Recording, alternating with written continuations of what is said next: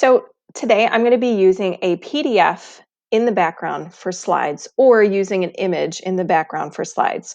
So a couple of quick things. The PDF that you are going to be using, you will convert it to an image. And I'll show you how to do that in just a second. But the first thing I'm going to show you how to do is if you build something in slides, you can make it a PDF itself. So that's the PDF I will be loading.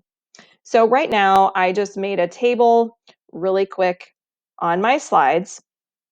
I did use the feature of highlighting everything, changing the font size together, and then I left one box that has like a centering of top and horizontal and vertical, so then that way they can cover it. But the idea is that what you're trying to do is to get your kids to write within a format that they understand, which is Google. Lots of kids are ready to go with that. So I'm going to take slide number 1 and I'm going to go up to File. I'm going to then go to the Download and I'm going to hop over here to PDF or to JPEG.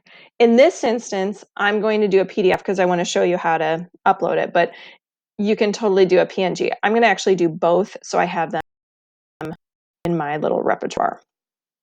Okay.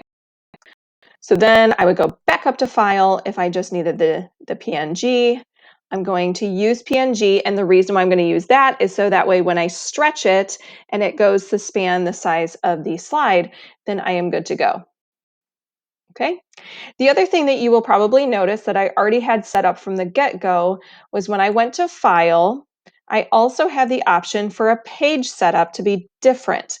This is not the normal setup as slides are normally used for presentations, but that is just the, I would say, the little piece of the pie that people don't always know about is that you can set up this page to be whatever size that you want. So I set this up in a vertical portrait style page with an 8.5 by 11 inches page setup. So I use the custom feature. I'm going to go ahead and click apply. So now it's set up just like I would with a piece of paper I was handing to a student. So it's going to look very familiar to them. The next thing that I'm going to show you how to do is on my next slide, I'm going to get rid of everything here. I'm going to show you how to make sure that it stays put and that the students can just draw directly on top of it or put a text box on top. So here I'm going to actually change the background. Click on background in the middle of your menu bar. And I'm going to choose an image. So I'm going to browse for it. And remember, it was already here. So here's the PNG. Has to be an image file, which is a PNG or a JPEG. Keep that in mind. And done. Now what you'll notice is I cannot move this. Whereas on the first slide, I can make this bigger, smaller, whatever. I'm moving it all around. Kids have a hard time having those boundaries. So I'm going to make sure that they have the background already embedded. Now, what you could do from here on out is you could then say to your students, I've already put text boxes in for you. Okay? Now, notice when I clicked away from it, I don't see it anymore. So it's important to make sure that you have a border and it's clear to the students that when they are putting those in, that they have a border. So now I see that there is a border right there for them to write in. The other option that you could have is telling your students to make those text boxes themselves when they're making this. So it's an easy Control-C for copy, Control-V to paste. And then you can just grab and drop those in, all of those. Okay, moving forward. Sorry, I've got my little one here with me. So the next thing that you can do is also you can put something where it says, put a selfie here, but I think they would know to cover that up. Okay, so when you put this into Google Classroom with your students, you're going to do make a copy for every student. And then what they'll get is the ability to write within all of these boxes that you put. And don't forget, you do have to fill them in for those. But if you think your kids can handle it and you preface it with a, hey, don't forget, insert a text box here or insert a shape here. You can use it for a lot of different things. So the other thing that you can do is you can already pre-make all of the text boxes off to the side, and it will, when you force make a copy over to your students, okay, and here's another quick trick. Highlight all of these together, Control C, Control D. Now you have 6 right there for your students to drag and drop in what they need to do, but they only need 5 because you have a selfie zone, right? Oh no, you need more than that. Sorry, 3 times 3 is 9. So here we go, Control Z. We're all human. And we'll do another round. Control C, Control V. Now, okay. Okay. Okay, so now all of those text boxes are ready for those pictures. Now you could also say, okay, over here, you could put using the text boxes. And if you want to see it closer, go ahead and use this zoom in.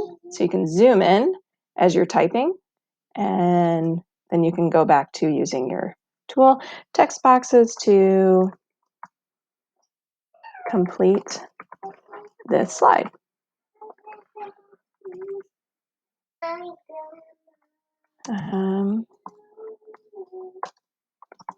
Complete with text or with pictures. All right, and I love the new feature here. You can just increase it with the plus, just like you can over in Microsoft Word. All right, so I'm going to zoom back out. Fit. All right, so now here's the instructions. Here are those text boxes, and then when you push that over to students, they will have that copy for them moving forward. And before I forget, I do want to go over here and I want to open this PDF because I would like to show you really quick how to snip tool. I'm going to delete my video here for a second. Okay, so you are going to zoom out by using Control and the minus on your screen. Come on. There we go. Actually, here. We're going to make this so you can see it. Now here is that table to start.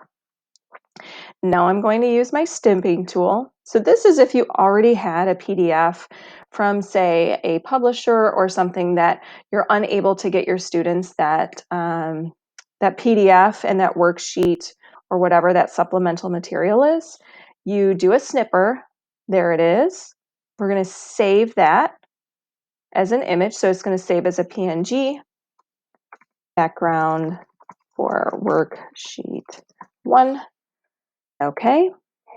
Then all you have to do is, I know it's in here already, but you can add a slide, delete everything off of it, go into background again, choose image, browse, or you can drag depending on if you saved it from wherever. And here is that background for worksheet 1, and open. And done. All right, and that is that. So then they would be able to do either one of those options. It's really up to you on how you want to use this with your students moving forward, but I think this is a great option for that. Best of luck.